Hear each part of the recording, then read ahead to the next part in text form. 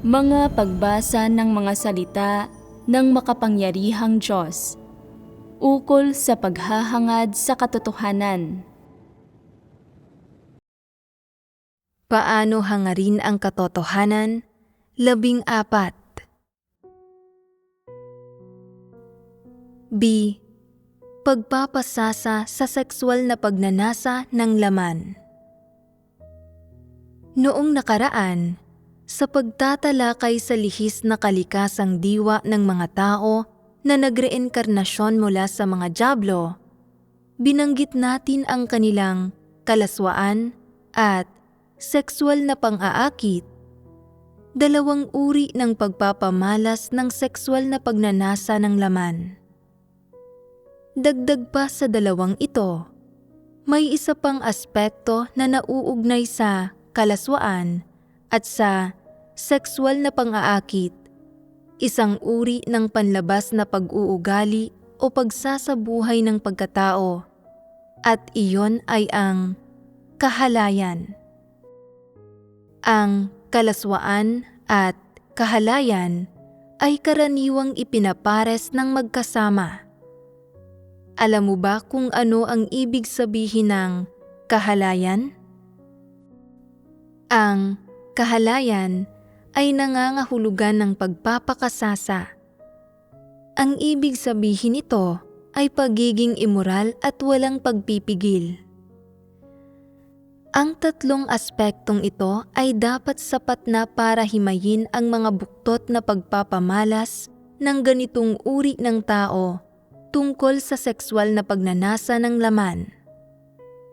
Dapat magawang maunawaan ng mga nasa hustong gulang na ang mga pagpapamalas ng kalaswaan, sexual na pang-aakit, at kahalayan.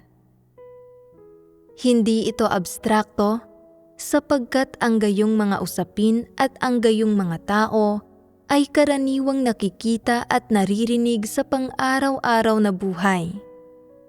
Kaya, ano ang mga pangunahing pagpapamalas ng gayong mga tao? Pagdating sa mga ugnayan sa pagitan ng mga lalaki at babae, wala silang pagpipigil, wala silang mga hangganan, at wala silang pagkaramdam ng kahihiyan. Labis silang nagpapakasasa pagdating sa kanilang sexual na pagnanasa. Hindi nila ito nirerendahan at wala talaga silang pagpipigil. Kasabay nito, wala silang nararamdamang anumang kahihiyan tungkol sa pagpapakasasa sa kanilang sexual na pagnanasa. Kahit ilang taon na sila, anuman ang kasarian nila, o kung may asawa man sila o wala, labis silang interesado sa kasalungat na kasarian at partikular silang nagbibigay atensyon dito. Sa tuwing nakakatagpo nila ang isang grupo ng mga tao, nagbibigay atensyon sila sa mga miyembro ng kasalungat na kasarian na pinagkakainteresa nila. Ang atensyon na ito ay hindi lang pagsulyap sa mga ito ng higit sa karaniwan, pakikipag-usap sa mga ito o pakikipag-ugnayan sa mga ito ng normal. Ito ay nasisilo sila sa sexual na pagnanasa sa pagitan ng mga lalaki at babae at pumapasok sila sa mga romantikong ugnayan. Pagdating sa taong gusto nila, kahit ilang taon na ang taong iyon at kahit pumapayag man ang kabilang partido o hindi, hanggat nagugustuhan nila ang taong ito, magkukusa silang landiin siya, na umaabot pa nga sa punto na nagsasagawa sila ng ilang di karaniwang kilos o asal para makuha ang atensyon ng kabilang partido. Halimbawa, paminsan-minsan ay gagawa sila ng masarap na pagkain para sa kabilang partido.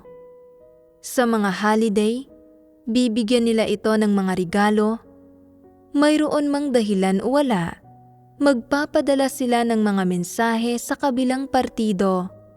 Itinatanong sa umaga kung bumangon ka na ba?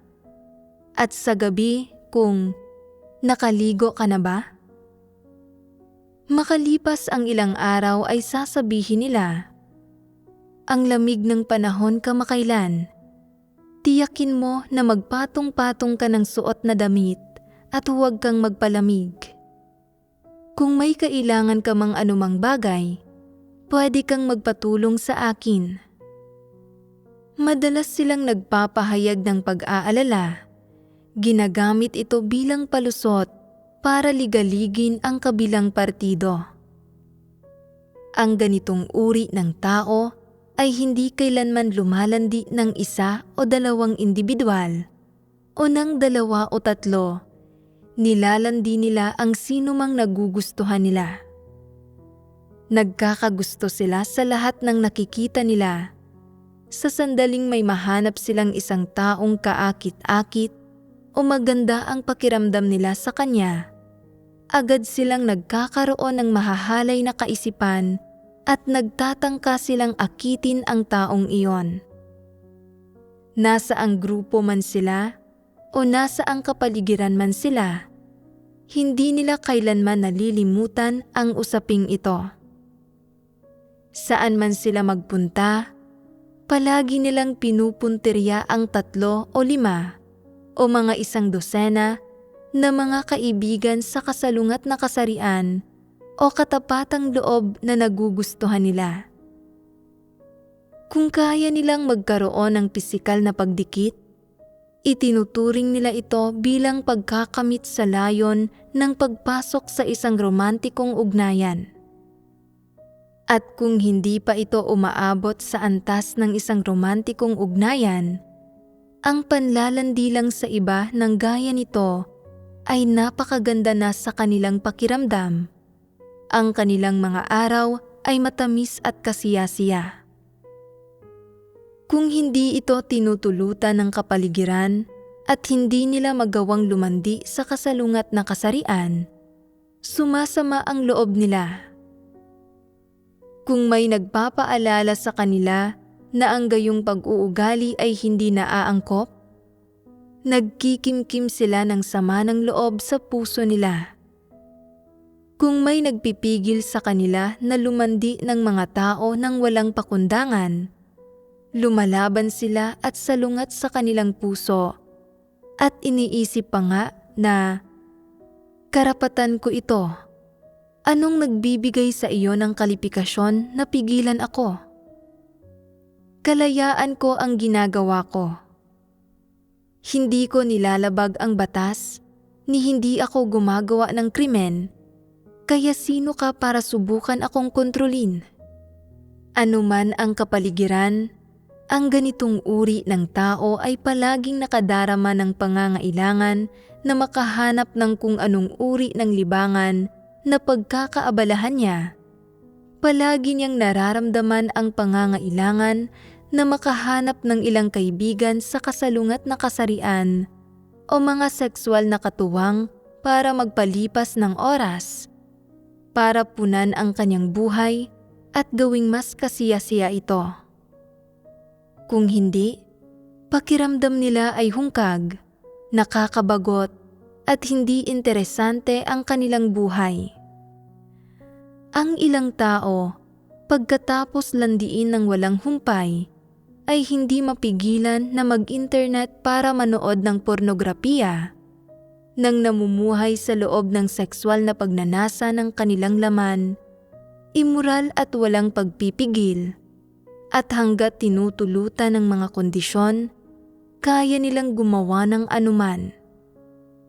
Ang mga tao na nagreinkarnasyon mula sa mga dyablo, anuman ang okasyon o ang kapaligiran, gaano man kahirap ang kanilang buhay, gaano man kabigat ang kanilang trabaho, at tinutulutan man ito ng kapaligiran o hindi, ay palaging kailangang magpakasasa sa sexual na pagnanasa at maghanap ng mga oportunidad para makipag-ugnayan at makipaglandian sa kasalungat na kasarian, nang ganap na tinutugunan ang kanilang sexual na pagnanasa. Kung ang sexual na pagnanasa ng kanilang laman ay hindi matutugunan, kahit ang pagtugon sa pagnanasa ng kanilang isipan ay sapat na.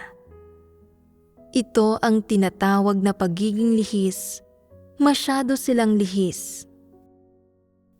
Ang ilang tao ay matanda na, may mga anak na may asawa na at may sarili ng mga pamilya, pero labis pa rin silang nagpapakasasa at walang pagpipigil sa kanilang sexual na pagnanasa, ganap na walang pagkaramdam ng kahihiyan. Kapag nakakakita sila ng isang miyembro ng kasalungat na kasarian na gusto nila, nag-iisip sila ng lahat ng paraan para lumikha ng mga oportunidad para masolo siya. At pagkatapos ay hawakan ang kamay, yakapin o dumikit sa kabilang partido at magsabi ng ilang malandi at mapanuksong mga bagay o magsabi ng ilang mapang-akit na bagay. Sa paggawa niyon, unti-unti silang nagdudulot ng kaguluhan sa ilan sa mga kasalungat na kasarian. Ito ay kalaswaan. Hanggang sa anong antas malaswa ang ganitong uri ng tao? Kapag nakakakita siya ng isang tao sa kasalungat na kasarian, nakaakit-akit o may magandang figura, nagsisimula siyang magkaroon ng mahahalay na kaisipan. Kahit ang marinig lang ang isang tao sa kasalungat na kasarian na magsalita sa isang malumanay, kaakit-akit at medyo kaaya-ayang pakinggan na tinig, ay maaaring magpukaw ng mahahalay na kaisipan sa kanya. Kapag napukaw na ang mahahalay na kaisipang ito, hindi lang niya paminsan-minsang iniisip ang mga bagay na ito. Sa halip, iniisip niya ang mga ito ng napakadalas. Iniisip niya ang mga ito habang kumakain, habang nagtatrabaho, kahit habang nananaginip. Ang isipan niya ay umaapaw sa mahahalay na kaisipang ito araw-araw. Dahil taglay niya ang buktot na diwa ng kalaswaan, magpapakasasa siya sa sexual na pagnanasa ng kanyang laman nang walang anumang pagpipigil.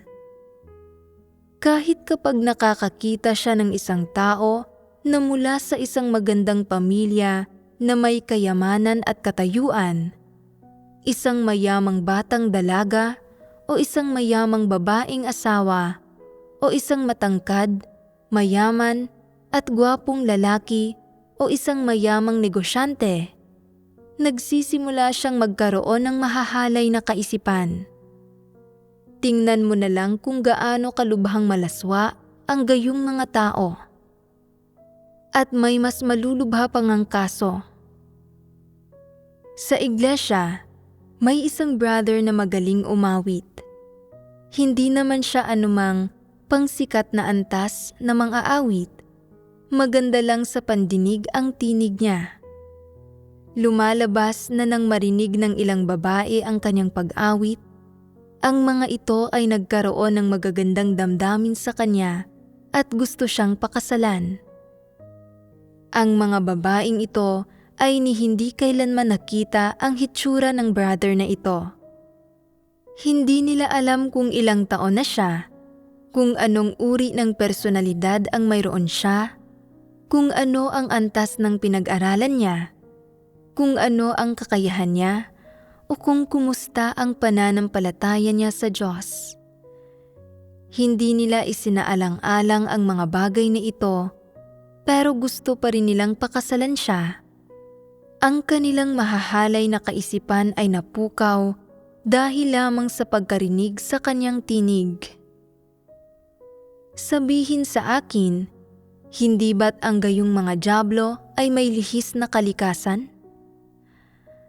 Ang isang normal na tao, pagkarinig na mahusay umawit ang isang tao, ay makadarama ng hindi hihigit sa kaunting inggit, pero hindi kailanman iisipin na pakasalan ang taong iyon. Kung tunay na gusto niyang pakasalan ang isang tao, Kikilalanin muna niya ang karakter ng taong iyon at ang sitwasyon ng pamilya nito bago gumawa ng gayong desisyon, tulad ng kung ilang taon na ito, ano ang hitsura nito, ano ang karakter nito, kumusta ang pamilya nito. Kapag kalugod-lugod ang lahat ng aspekto, ay saka lang niya isasaalang-alang na pakasalan ito. Pero ang mga tao na mga dyablo ay iba. Ang ilang babae, pagkarinig na mahusay umawit ang isang lalaki, ay gusto nang pakasalan ito. Ang ilang lalaki, pagkakita sa isang kaakit-akit na babae, ay gusto nang pakasalan ito. Hindi ba't nakakakilabot ang gayong mga tao? Sila ay kapwa nakakakilabot at nakakasuklam. Sa tuwing nakakakita sila ng isang tao na may katayuan, kaalaman, kahusayan sa pagsasalita, o may isang partikular na kalakasan, o kung nakakakita sila ng isang taong maganda o gwapo, nagsisimula silang magkaroon ng mahahalay na kaisipan. Kapag nakakakita sila ng gayong mga tao, lagi nilang tinititigan ang mga ito nang hindi kumukurap. Nakapirmi ang kanilang mga mata, pero ang kanilang isipan ay napakaaktibo at ang kanilang sexual na pagnanasa ay naglalagablab. Ito ay pagkakaroon ng mahahalay na kaisipan. Sa tuwing may isang tao na palaging tumititig sa mga tao sa kasalungat na kasarian nang hindi inaalis ang tingin, at may ilan pa nga na nagbubunyag ng isang buktot na tingin sa kanilang mga mata o naglalaway habang nakabukas ang kanilang bibig, ito ay pagkakaroon ng mahahalay na kaisipan. Kapag napukaw ang kanilang mahahalay na kaisipan, nagsisimula silang maging mapanghipo sa iba. Ito ay tinatawag na pagiging lihis. Anuman ang sitwasyon, hanggat ang kanilang kahalayan sa paningin, kahalayan sa pandinig, o sexual na pagnanasa ng laman ay napukaw, magkakaroon sila ng mahahalay na kaisipan. Ang gayong mga tao ay mga dyablo. Ang sexual na pagnanasa ba ng mga dyablo ay napipigilan o nalilimitahan ng konsensya at katwiran ng pagkatao?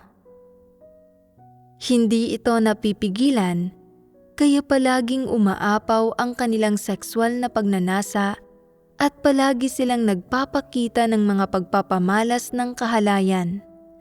Labis silang nagpapakasasa. Wala silang pakialam kung gaano karami ang tao sa paligid nila, kung ano ang sarili nilang edad, o kung gusto ba sila ng kabilang partido, o kung nasusuklam ba ito at napupuot sa kanila. Hanggat ito ay isang taong gusto nila, magkakaroon sila ng mahahalay na kaisipan at magpapakasasa sila sa mga pantasya nang tinutugunan ang kanilang sexual na pagnanasa hanggang sa pinakasukdulan. Hindi ba't kasuklam-suklam iyon? Ang ganitong mga tao ay labis na malaswa. Kahit na hindi sila makahanap ng pagkakataon para magkaroon ng mga ugnayan sa kasalungat na kasarian, gusto pa rin nilang manlandi ng iba.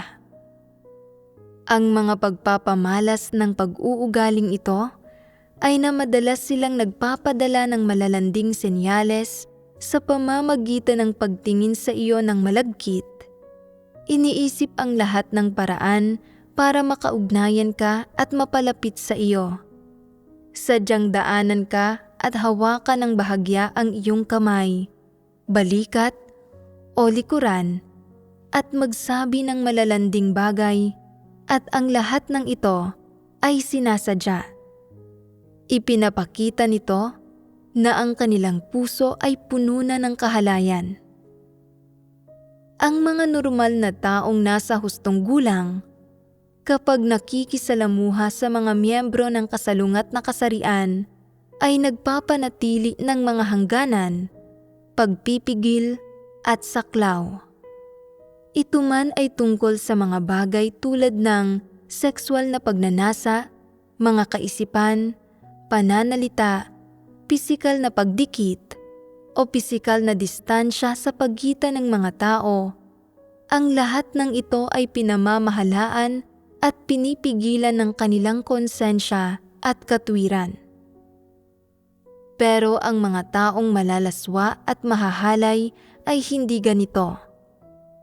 Ano man ang okasyon, gaano karaming tao man ang nasa paligid, o anuman ang sitwasyon sa oras na iyon, at anuman ang sarili nilang edad, at kung may asawa man sila o wala, kung gusto man ng kabilang partido o nasusuklaman sa kanila ang kabilang partido, ginagawa pa rin nila ang anumang gusto nila nang walang habas na nagpapakasasa sa kanilang sexual na pagnanasa.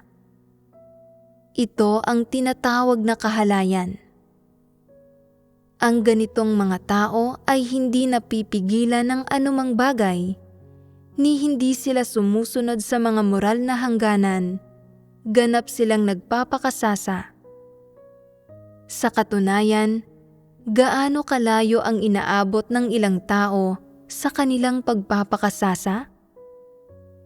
Sobrang sukdulan na umaabot sila sa hayagang pagtitig sa masiselang bahagi ng kasalungat na kasarian. Kung ang isang tao sa kasalungat na kasarian ay may maniningning at magagandang mata, gagawa sila ng anumang oportunidad para ibahagi ang nasa kanyang puso, para makipag-usap o makipagtalakayan ng gawain sa kanya, tumititig ng nakapirme sa kanyang mga mata. Kung ang isang tao sa kasalungat na kasarian ay may maputi, makinis, at malambot na balat, madalas nila itong tinititigan, sinasadya man o hindi sinasadya. Kung ang isang tao sa kasalungat na kasarian ay may matangkad at payat na figura, palihim silang nanonood mula sa likod, tinititigan siya nang hindi inaalis ang tingin. Ito ay pagiging puno ng sexual na pagnanasa. Lihis ba ang ganitong mga tao? Mayroon ding ilang menor de edad o mga nasa hustong gulang na may asawa na madalas manood ng pornografiya o ng mga beauty pageant gaya ng Miss World, kung saan ang mga babae ay nagdadamit ng masyadong kita ang laman, sapat na para tugunan ang pagkahalay ng kanilang paningin. Habang mas nagpapakasasa sila ng ganito, nagiging mas mahirap na rendahan at kontrolin ang kanilang sexual na pagnanasa at mahahalay na kaisipan.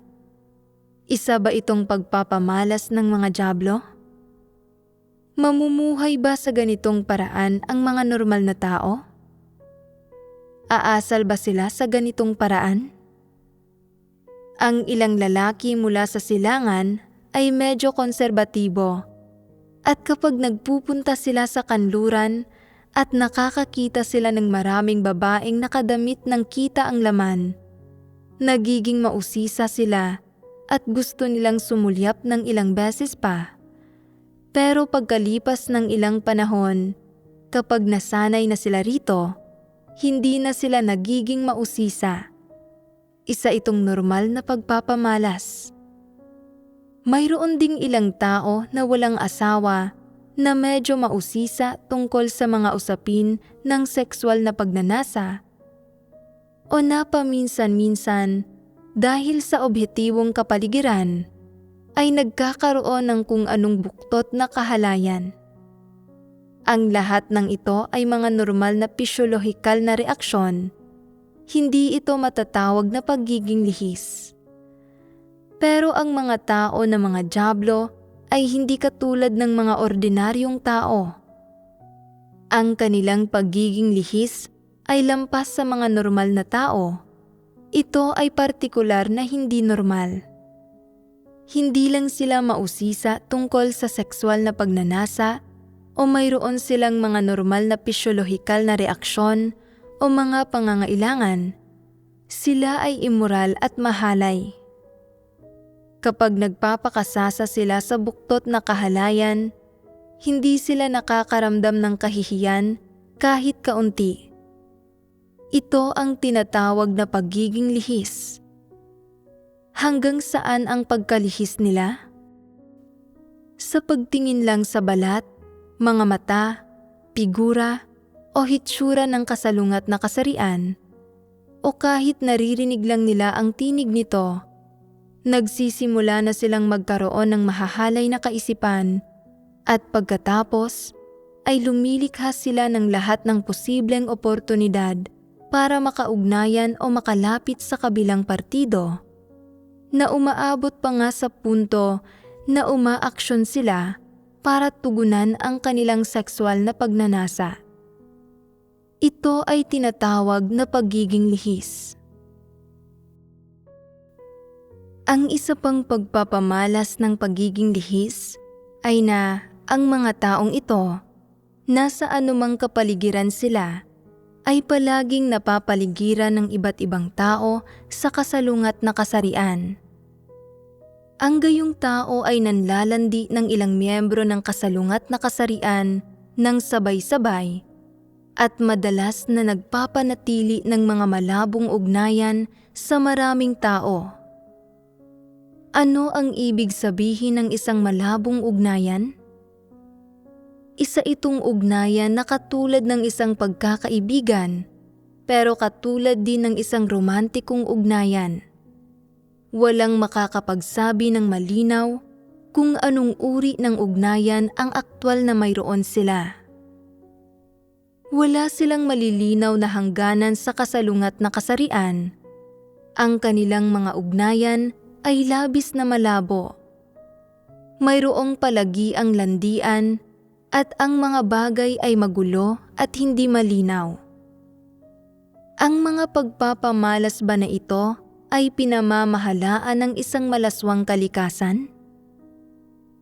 Sa usapin ng moralidad at ng etika ng mga ugnayan ng tao, ang masasamang kalakaran ng mundo ngayon ay hindi na pinupuna man lang ang ganitong uri ng phenomenon.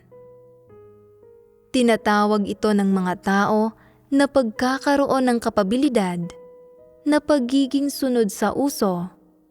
Tinatawag nila ito na pagiging malaya ng sexualidad. Kaya, ang ilang tao ay nagdadala ng ganitong mga uri ng mga kaisipan at pananaw sa iglesia. Naniniwala sila na kahit ilang tao sa kasalungat na kasarian ang romantikong nakakaugnayan ko, kalayaan ko ito. Maging ang batas ay hindi ito kinokondena ngayon, kaya mayroon akong karapatan na piliin kung ilang kaibigan sa kasalungat na kasarian ang romantikong nakakaugnayan ko. Mayroon akong karapatan na piliin kung paano ko pangangasiwaan ang aking sexual na pagnanasa. Hindi ko dapat pagdusahin ang sarili ko. Kailangan kong ganap na ilabas ang aking sexual na pagnanasa. Hindi ba't isa itong buktot na argumento? Kahit ilang tao ang sumasang-ayon o nagtataguyod sa mga opinyong isinusulong ng mga kalakaran ng lipunan, kahit ilang tao ang nagsasagawa sa mga ito, sa sambahayan ng Diyos, ang ganitong mga uri ng mga maling paniniwala at mga maling kaisipan ay inilalarawan bilang lihis. At iyong mga kumakapit sa ganitong mga uri ng mga maling paniniwala at mga maling kaisipan ay inilalarawan din bilang lihis. Sa partikular na pananalita, ang mga ito ay malaswa at mahalay. Tumpak ba ang paglalarawang ito? Ang bawat papel at likas na gawi ng mga katawan ng mga tao ay humihingi ng isang fundamental na antas ng regulasyon batay sa pagkatao. At saan nakasalalay ang regulasyong ito? Nakasalalay ito sa konsensya at katwiran ng mga tao. Dapat na pangasiwaan ng wasto ng pagkaramdam ng kahihiyan sa loob ng konsensya at katwiran ang mga pisyolohikal na pangangailangan at ang sexual na pagnanasa ng isang tao. Kung hindi mo ito pangangasiwaan o pipigilan, bagkus ay magpapakasasa ka sa sexual na pagnanasa, iyon ay tinatawag na kahalayan. Iyon ay tinatawag na kalaswaan. Kung mayroon kang gayong mga pagpapamalas, ikaw ay lihis. Ang pagiging lihis ay isang negatibong bagay, hinding-hindi ito isang positibong bagay. Ito ay dahil lumalampas ito sa mga hangganan ng pagkaramdam ng kahihiyan na taglay ng pagkatao ng mga tao. Lumalampas sa mga hangganan ng normal na pagkamakatwiran na hinihingi ng Diyos sa mga tao. Nilalampasan nito ang mga hangganan ng pagkatao at nagdudulot ito ng panggugulo at pinsala sa normal na mga buhay ng mga kapatid. Sa makatwid, ang pagiging lihis ay tiyak na inilalarawan bilang isang bagay na buktot, bilang isang negatibong bagay. Hinding-hindi ito isang positibong bagay. Ang iglesia, ang sambahayan ng Diyos, ay hinding-hindi nagtataguyod ng kalayaan ng sexualidad. Ano ang itinataguyod ng sambahayan ng Diyos? Itinataguyod ng sambahayan ng Diyos ang pagkakaroon ng asal ng mga banal at ang pag-asal ng may konsensya at katwiran. Sa pinakamababa, pagdating sa sexual na pagnanasa at mga pisyolohikal na pangangailangan, ang isang tao ay dapat na magkaroon ng pagkaramdam ng kahihiyan. Ibig sabihin, kung gusto mong mag-asawa, gusto mong magkaroon ng normal na romantikong ugnayan, ito ay dapat na alinsunod sa mga prinsipyo ng pag-aasawa na inorden ng Diyos para sa mga tao.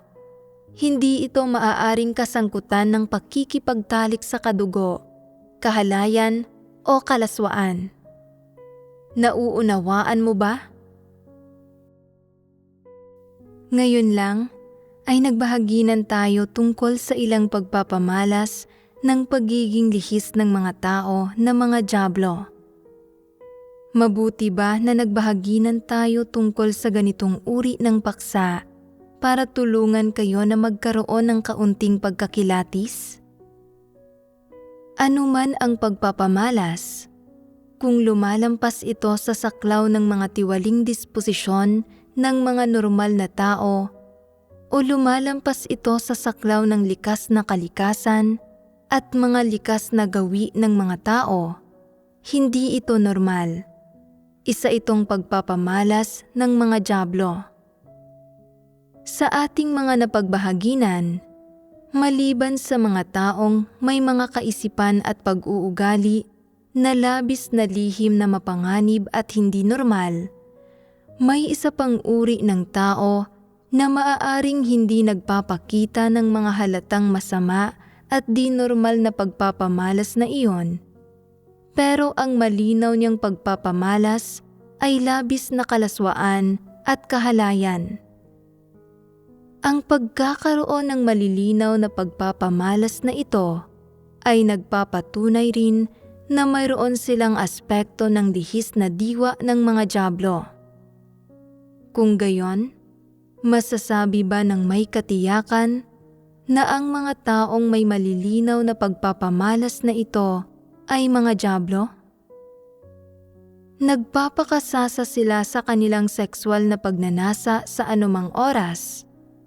Ang puso nila ay nag-uumapaw sa buktot na kahalayan at labis silang interesado sa mga usaping nauugnay sa sexual na pagnanasa ng laman. Ang interes nila ay lumalampas sa mga pisyolohikal na pangangailangan ng mga normal na tao. Ibig sabihin, anuman ang kanilang edad, kasarian, o kung may asawa man sila o wala, ang mga pagpapamalas nila ng sexual na pagnanasa ng laman ay lumalampas sa mga pagpapamalas ng mga normal na tao at lumalampas din sa mga pangangailangan ng mga normal na tao. Sapat na ito para masabi na ang mga pagpapamalas nila sa aspektong ito ay hindi normal. Kung gagamit ng dalawang salita para ilarawan sila, sila ay labis na malaswa at mahalay. Ibig sabihin, ang kanilang mga pisyolohikal na pangangailangan ay sukdulang hindi normal. Sa tuwing nakakakita sila ng miyembro ng kasalungat na kasarian na may partikular na kalakasan o isang paborableng likas na kondisyon sa isang larangan, maaari silang magkaroon ng mahahalay na kaisipan at maglabas ng sexual na pagnanasa.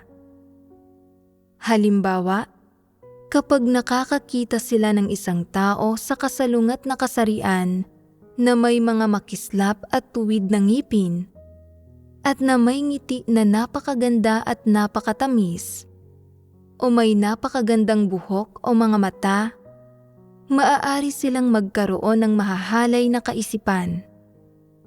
Anumang katangian ng kasalungat na kasarian ang maganda o marikit na tingnan para sa kanila, maaari silang magkaroon ng mahahalay na kaisipan at ginagamit nila ang paglalabas ng sexual na pagnanasa bilang paraan ng pagpapahayag ng kanilang pagkagusto at pagpapahalaga para sa kabilang partido. Hindi ba't kasuklam-suklam ito? Labis itong kasuklam-suklam.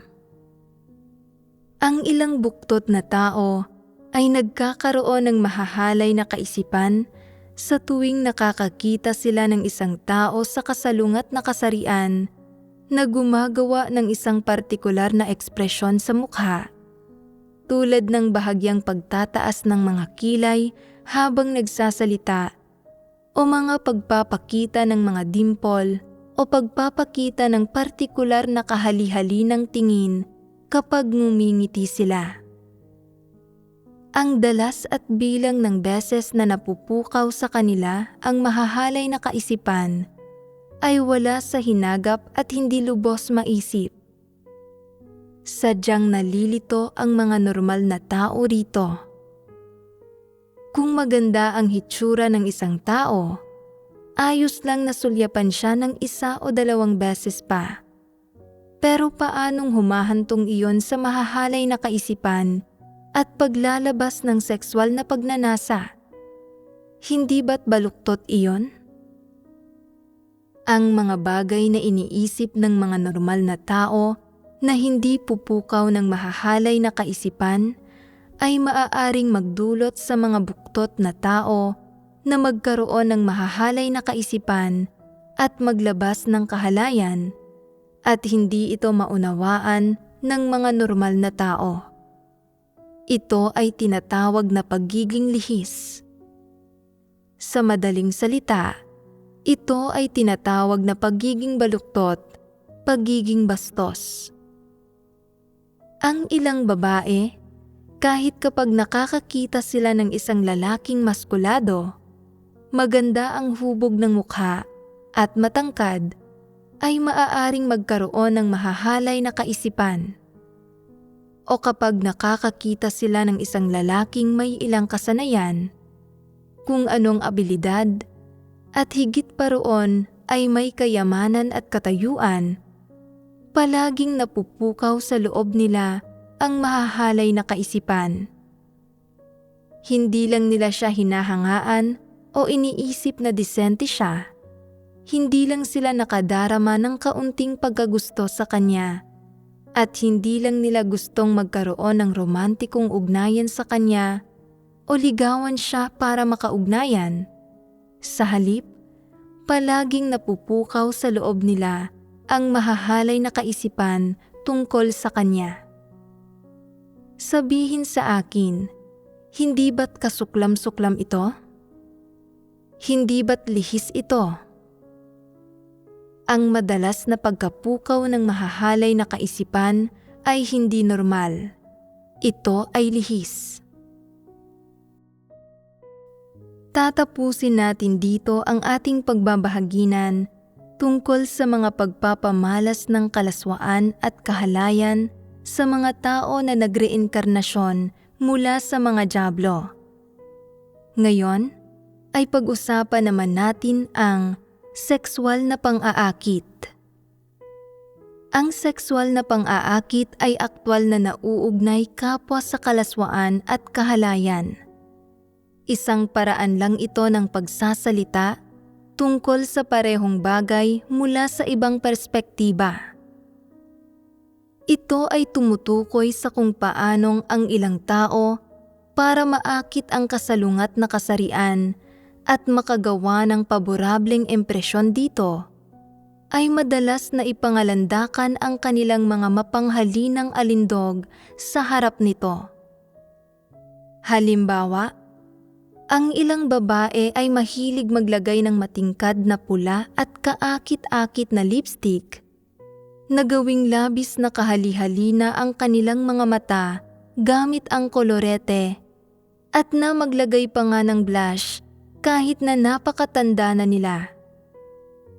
Kapag namimili ng pananamit, palagi silang tumutuon sa pagiging sexy, kahali-halina at agaw pansin. Kapag nagsasalita, sinasadya nilang maging mapanghalina o pa-cute sa isang paraan na kayang mahalina ang kasalungat na kasarian at iba pa. Ang ilang lalaki ay madalas na ipinipresenta ang kanilang sarili bilang mga bayani na may makikisig na bisig para sandigan ng mga babae. Madalas nilang ipinagyayabang ang kanilang mga muscle sa harap ng mga babae, nang handang hubarin ang kanilang mga damit para ipangalandakan ang kanilang abs, nang ginagamit ang mga pamamaraang ito para akitin ang kasalungat na kasarian. Ang layo nila ay hindi lang ang magkaroon ng magandang impresyon sa kanila, ang mga miyembro ng kasalungat na kasarian, o para makahanap ng kasintahan, kundi sa halip ay ang akitin ang mga miyembro ng kasalungat na kasarian, maging interesado ang mga ito, at pagkatapos ay bitagin ang mga ito sa sexual na pagnanasa. Ito ang kanilang layon. Hindi ba't ito ay pagiging sexual na mapang-akit? Ito ay pagiging mapang-akit. Tinatawag ng mga walang pananampalataya ang gayong mga tao na malalandi. Anong mga uri ng mga bagay ang ginagawa ng malalanding ito? Kung isa itong babae, partikular siya kahit tungkol sa lipstick na pinipili niya. Hindi siya gumagamit ng ordinaryong lip balm at hinahamak din niya ang mga lipstick na ginagamit ng mga taong may dignidad at disente, na para sa kanya ay hindi sapat na mamahalin ang mga ito. Partikular niyang pinipili ang mga nakakaakit na kulay upang ang kanyang mga labi ay magmukhang partikular na sexy at kahali-halina kapag nilagay, nang may pakay na pukawin ang puso ng mga lalaki na mahalina ang mga ito at nalabis na mahumaling at mahulog ang mga ito sa kanya. Sa kanyang mga pakikisalamuha sa mga kalalakihan, madalas siyang nagbubunyag ng mga mapang-akit na pag-uugali nang naglalabas ng sexual na pagnanasa na pawang may pakay na akitin ang mga ito. Kapag mas maraming lalaki ang naroroon, lalo na ang mga tipo na gusto niya, lalo siyang nagiging masigla at aktibo at lalo niyang ginagawa ang pinakamakakaya niya para ipakita ang kanyang sarili nang ipinapakitang gilas ang kahusayan niyang magsalita, nang gumagamit ng mas pinong bokabularyo, nang mas nagbibigay atensyon sa mga ekspresyon sa kanyang mukha, at nang nagdadamit sa isang partikular na mapanghalina na paraan. Ito ay tinatawag na pagiging mapang-akit. May pagkakaiba ba sa pagitan ng mga mapang-akit na tao at ng malalaswa na tao? Parehong uri ba sila? Nagmula sila sa parehong salbahing pinagmulan. Ang isa ay aktibong nang-aakit, habang ang isa naman ay aktibong nakikibahagi sa kalaswaan. Ang mga ito ay kapwa mga pagpapamalas ng pagpapakasasa sa sexual na pagnanasa, mga pagpapamalas ng nag-uumapaw na sexual na pagnanasa at ng imoralidad, na pawang pinamamahalaan ng isang lihis na kalikasang diwa. Ang ganitong uri ng mapang-akit na mga tao, lalaki man o babae, anuman ang edad, o may asawa man o wala, ay hindi pinipigilan ang kanilang pag-uugali sa anumang konteksto, ni hindi nila nirerendahan o pinamamahalaan ang kanilang sexual na pagnanasa. Sa halip, sila ay immoral at kaswal, aktibo pa ngang nanlalandi, nagsusuot sila ng espesyal na pananamit, gumagamit ng mga espesyal na ekspresyon, espesyal na wika, mga espesyal na paraan ng pagsasalita, at gumagawa ng ilang espesyal na bagay para makuha ang atensyon ng kasalungat na kasarian, para maakit ang mga ito sa isang pag-uusap, para kagatin ng mga ito ang pain, at iba pa. Sa makatwid, ang gayong mga tao ay hindi lang malaswa, kundi mapang-akit din. Ang salitang mapang-akit ay talagang ang labis na kasuklam-suklam. Sa madaling salita, nagpapakita man ang gayong mga tao ng kalaswaan o ng pagiging mapang-akit, ang paraan ng kanilang paglalabas ng sexual na pagnanasa ay mahalay, ang kalikasan ng kanilang paglalabas ng sexual na pagnanasa ay mahalay, at ang diwa nila ay lihis. Ang mga pagpapamalas ng gayong mga tao, malaswa man o mapang-akit, ay lumalampas sa mga pisyolohikal na pangangailangan ng mga normal na tao at wala sila ng pagpipigil ng konsensya at katwiran. Sa makatwid, ang gayong mga tao ay lubusang mga buktot na tao. Paano mo man ito tingnan, sila ay hindi mabubuting tao, kundi mga dyablo. Sa anumang grupo, ang presensya ng kahit isang gayong dyablo ay magdudulot ng kaguluhan. Ang mga taong may dignidad at disente ay nasusuklam sa kanila, samantalang ang mga may mababang tayog o iyong mga walang anumang pagkilatis o paninindigan, lalo na iyong mga nagreenkarnasyon mula sa mga hayop, ay madalas nilang nalilihis at nagdurusa ng kanilang panliligalig. Sa pagbubuod, ang mga dyablo na nagpapakita ng mga buktot na pagpapamalas na ito ay isang salot sa anumang grupo na kinabibilangan nila, nang walang naidudulot na anumang pakinabang o tulong sa sinuman, dahil ang kanilang sexual na pagnanasa ay madalas na nag-uumapaw, na madalas na gumugulo sa pang-araw-araw na buhay at mga normal na kaisipan ng ilang tao. Sabihin sa akin, madali bang makilatis ang mga buktot na tao na nasa ganitong malaswa, mahalay at mapang-akit na uri?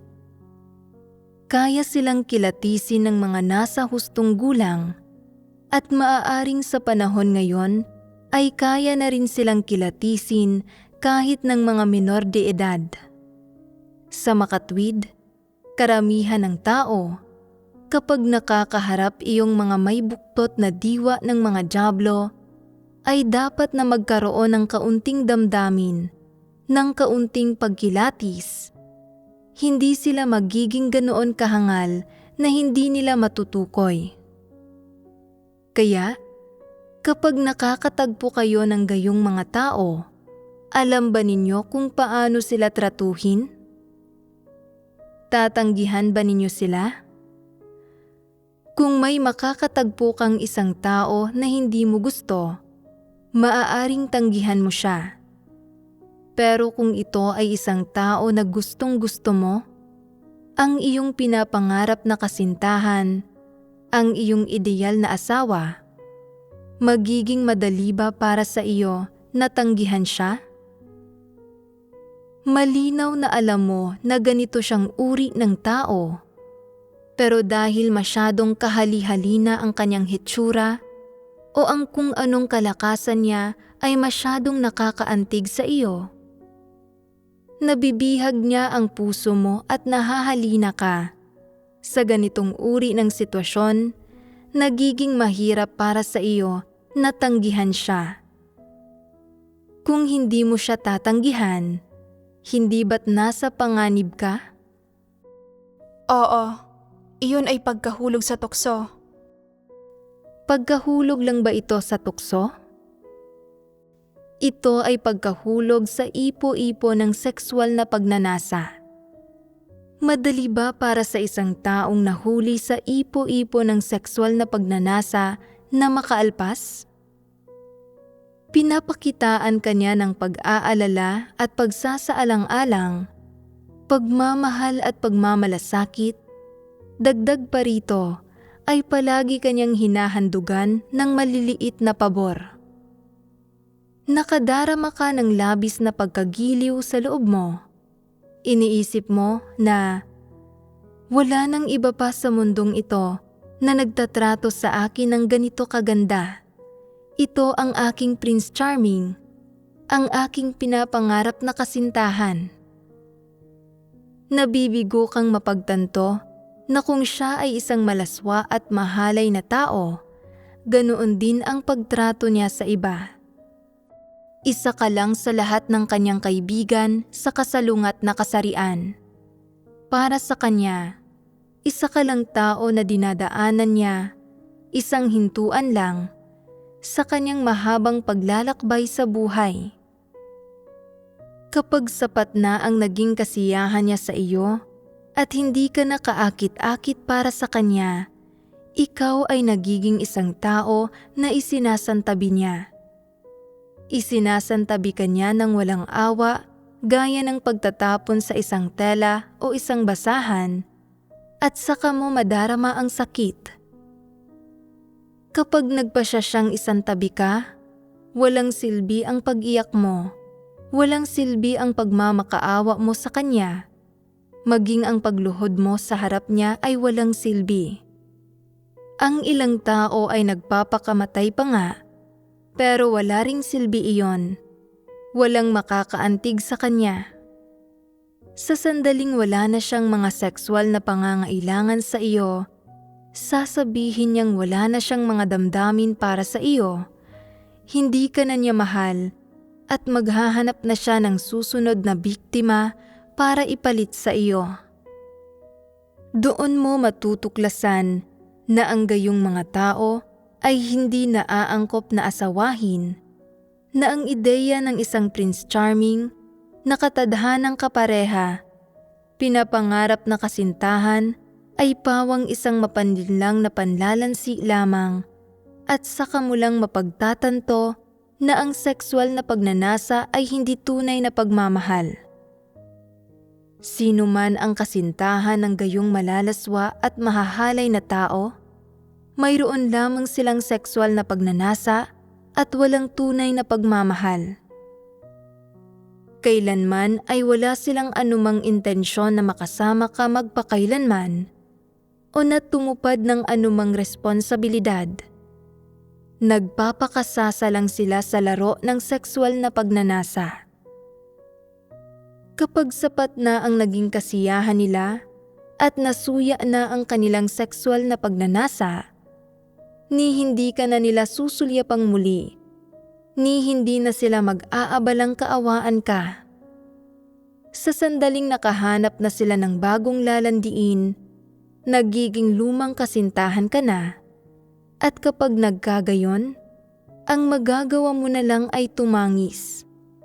Kaya, lalaki man o babae, kapag nakikipag-date o naghahanap ng kasintahan, nakakatagpo minsan ng isang tao ang gayong mga buktot na tao. Nagkakaroon sila ng mahahalay na kaisipan tungkol sa iyo at inaakit kanila sa kanilang bitag, pero naniniwala ka na tunay kanilang minamahal at ipinagkakatiwala mo sa gayong tao ang kaligayahan ng buhay mo. Kapag ikaw ay isinantabi at itinapon, ay saka mo lang napapagtanto na mali ang naging paghusga mo sa kanya, na ang taong ito ay hindi isang taong may pagkatao na kayang tumupad ng mga responsibilidad, kundi isang malaswa at mahalay na tao. Kapag nagkagayon, huli na para magsisi. Ito ay pagtahak sa isang malubak na lihis na daan pagdating sa pag-aasawa. Para sa isang tao na may normal na pagkatao, ang karanasan ng mapaglaruan ay maaaring magdulot ng pasakit na panghabang buhay, pero nananatiling walang pakialam ang mga dyablo kahit ilang tao ang kanilang paglaruan. Nakadarama pa nga sila ng pagiging maswerte, masaya at kontento nang sabik na ninanais na maaari nilang landiin at paglaruan ang mas marami pang miyembro ng kasalungat na kasarian. Itinuturing nila ito bilang ang kaligayahan ng isang buong buhay, nang tinatawag ito na kanilang kasanayan at kapabilidad. Ang mga normal na tao ay hindi kaya ang kabayaran ng pakikipag-ugnayan sa kanila. Kaya, kung gusto mong pumasok sa isang relasyon, panatilihing bukas ang iyong mga mata at tingnan ng malinaw ang mga bagay. Ano man ang gawin mo, huwag pumili ng isang dyablo. Kung makikipag-date ka sa isang normal na tao, kahit na maghiwalay kayo, hindi ka niya masasaktan ng napakalalim. Sa pinakamababa, maaari kayong manatili bilang ordinaryong magkaibigan. Pero kung masasangkot ka sa isang dyablo, masisira ang buong buhay mo sa kanyang mga kamay. Sabihin sa akin, gaano karaming sinseridad at tunay na pagmamahal mayroon ang isang normal na tao? Gaano karaming enerhiya ang mayroon siya sa buong buhay na ito? Kung sa tuwing pumapasok ka sa isang relasyon kasama ang isang tao ay naloloko ka sa huli, kaya ikaw ay labis na nasasaktan dahil nilinlang at pinaglaruan ka, tatahakin mo ang buong landas ng iyong buhay sa ilalim ng aninong ito, kaya magiging labis na masakit ang iyong pag-iral. Sa makatwid, nakikipag-date man o nakikipag-ugnayan sa kasalungat na kasarian, dapat maging pinakamapagbantay ka laban sa malalaswa at mahahalay na tao na ito. Ikaw man ay lalaki o babae, kung hindi mo kayang makilatis ang mga tao at hindi mo alam kung ang isang tao ay malaswa at mahalay, huwag kang makipag-ugnayan sa kanya nang walang pakundangan para maiwasan mo ang maloko at magdusa ng habang buhay na pagsisisi. Sa sandaling lumitaw ang mapapait na kahihinatnan, ikaw lang ang kailangang humarap sa mga ito. Walang pwedeng pumalit sa posisyon mo at walang pwedeng mag-alo sa iyong sugatang puso. Kahit na sabihin mong kaya mong kumilatis ng mga tao, maaaring hindi mo ito magawa ng tumpak. Hindi ka makakatiyak sa sino man sa panahon ngayon. Bago makatanggap ang isang tao ng kaligtasan, mayroon lang siya ng pagnanais na sikaping matamo ang katotohanan. Maaaring tila mayroon siyang disenteng pagkatao, pero hindi tiyak kung ano ang aktwal na mangyayari sa mga bagay kung mamumuhay ka kasama siya. Ang sino mang hindi nakakaunawa sa katotohanan at hindi pa naliligtas ay hindi maaasahan. Bakit hindi siya maaasahan? Sabihin sa akin, may sino man bang namumuhay sa masamang mundong ito nang hindi nakakamit ang katotohanan, ang kayang labanan ang anumang tukso at mariing manindigan sa gitna ng anumang masamang kalakaran? Wala kahit isa. Sa makatwid, walang mga maaasahang tao. Ano ang ibig sabihin na walang mga maaasahang tao? Ang ibig sabihin nito ay na para sa sino man, lalaki man o babae, ang pagpasok sa pag-aasawa ay ang simula ng trahedya. Dahil sa obligasyon na asikasuhin ang mga pang-araw-araw na pangangailangan at harapin ang iba't ibang maliliit na usapin at pagkayamot ng buhay araw-araw, mahirap sabihin kung kaya itong gawin ng dalawang tao hanggang sa huli. Kung susuportahan ba nila ang isa't isa sa kanilang paglalakbay, kung magkakaroon ba ng kaligayahan, at kung magkakaroon ba sila ng mapagkakasunduan at parehong mga paghahangad. Sa makatwid, sa sandaling ang isang tao ay pumasok sa pag-aasawa at humarap sa tunay na buhay, nagsisimula ang pagdurusa. Kita mo, kapag wala kang asawa, madali lang pangasiwaan ang lahat ng bagay. Pwede mong pagpasyahan ang mga bagay para sa sarili mo. Pero kapag ang dalawang tao ay namumuhay ng magkasama, pwede bang ikaw lang mismo ang gumawa ng lahat ng desisyon? Tutulutan ka ba ng kabilang partido? Tutulutan mo ba siya? Aalagaan at isasaalang-alang ka ba niya? Aalagaan mo ba siya? Ang lahat ng ito ay hindi nalalaman. Kahit na ang taong nakatagpo mo ay hindi malaswa at mahalay, at nadarama mo na nababagay kayo sa isa't isa at pwede kayong pumasok sa pag-aasawa, hindi nalalaman kung kaya ba niyang tuparin sa huli ang kanyang mga responsibilidad sa loob ng balangkas ng pag-aasawa, at kung magagawa mo bang maglakbay kasama siya hanggang sa dulo sa loob ng balangkas na ito ay hindi rin nalalaman. Wala kang katiyakan at kumpiyansa kahit sa sarili mo na nagpapatunay na ang iba ay gayon din. Hindi na iyon kailangang pag-usapan pa, hindi ba?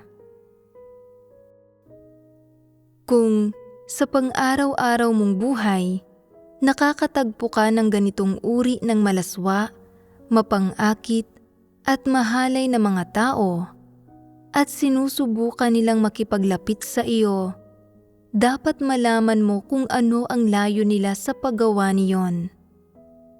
Kung hindi mo sila tatanggihan o kung hahayaan mo silang makuha ang gusto nila dahil sa iyong pagiging duwag, walang muwang, hangal, at mangmang, o dahil sa kawalan mo ng kaalamang batay sa karanasan na humahantong sa paglitaw ng mga di ka nais-nais na kahihinatnan. Sa huli, ikaw ang magdurusa ng mga kahihinatnan. Ang malalaswa at mahahalay na tao, mga dyablo, ay hindi kailanman nakokonsensya o nagsisisi para sa paglalabas ng sexual na pagnanasa o paggawa ng mga immoral na bagay. Pakiramdam nila ay hindi ito mahalaga. Iniisip nila na nananamantala sila at na ganito dapat ang mga tao sa buhay. Pero kung ikaw ay isang normal na tao, ang konsensya at katwiran sa loob ng pagkatao mo ay sadyang hindi kayang tiisin ang gayong mga dagok, pagpapahirap at malubhang pinsala. Sa makatwid, kapag nakatagpo ka ng gayong malalaswa at mahahalay na tao, dapat kang maging maingat. Dapat kang magdasal sa Diyos nang hinihiling sa Kanya na protektahan ka para hindi ka mahulog sa tukso. Lalo na kapag ang kabilang partido ay maraming natatagong panlalansi, matagal nang mapanlaro, at ang pinapangarap mo rin na kasintahan, ang pinapangarap mo na hangarin. Napakadali mong mahuhulog sa tukso at napakadali mong hahantong sa isang sitwasyon na hindi na maaayos. Nasa huli ay magdurusa ka ng isang masamang kalalabasan na walang gustong makakita. Sa oras na iyon, ang iyong puso, isipan at laman ay pawang magdurusa na ng partikular na pagkawasak. Pagkatapos, kapag dumating ka para gawin ang tungkulin mo at humarap ka sa Diyos para sumunod sa Kanya, maraming bagay ang magiging iba. Ang mga ito ay hindi na kailanman magiging tulad noong simula at hindi na kailanman makakabalik sa kung paano ang mga ito dati. Kapag ang isang tao ay dumaan na sa ilang di normal o mahirap na mga karanasang nauugnay sa sexual na pagnanasa, nag-iiwan ito ng ilang kahindik-hindik na bakas sa kanyang puso na hindi madaling malilimutan ng sino mang normal na individual sa kanyang buong buhay. Bagaman, habang unti-unting lumilipas ang oras, maaaring unti-unting kumupas ang mga alaala at pasakit na ito kung ang mga pangyayaring ito ay nagdulot sa iyo ng partikular na pinsala at pagkawasak. Ang mga ito ay mananatiling isang nagtatagal na bangungot sa iyong puso magpakailanman. Sa buong buhay na ito, hindi ka na muling makakabalik sa iyong dating buhay. Ang iyong panloob na mundo ay hindi na magiging kasing dalisay at kasing simple gaya ng dati, at magiging imposible para sa iyo na mapanumbalik ang dati mong kalagayan. Sa puntong ito, kapag dumating ka para gawin ang iyong tungkulin, magkakaroon ka ng karagdagang bagahe sa iyong puso na gusto mong iwaksi pero hindi mo magawa. Ano ang tinutukoy ng bagaheng ito? Tumutukoy ito sa iba't ibang alaala ng karanasan ng pagkapinsala. Ang pag-iisip sa mga alaalang ito ay magiging nakakasuka at madalas ding guguluhin ng mga ito ang puso mo at ang iyong mga emosyon. Kaya, ang iyong panloob na mundo ay hindi na magiging kasing dalisay at kasing simple gaya ng dati. Ang iyong mga emosyon ay maglalaman na ngayon ng maraming bagay na hindi dapat umiral sa normal na pagkatao. Sa isang partikular na antas, makakaabala ito sa buhay mo, sa paggampan mo ng tungkulin, at makakaabala rin ito sa pananampalataya mo sa Diyos at sa pagsisikap na mata mo ang katotohanan. Ito ay tinatawag na bagahe.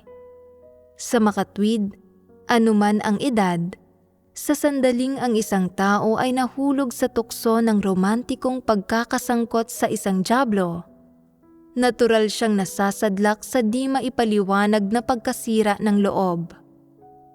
Para sa isang normal na tao, ito ay hindi isang magandang phenomenon.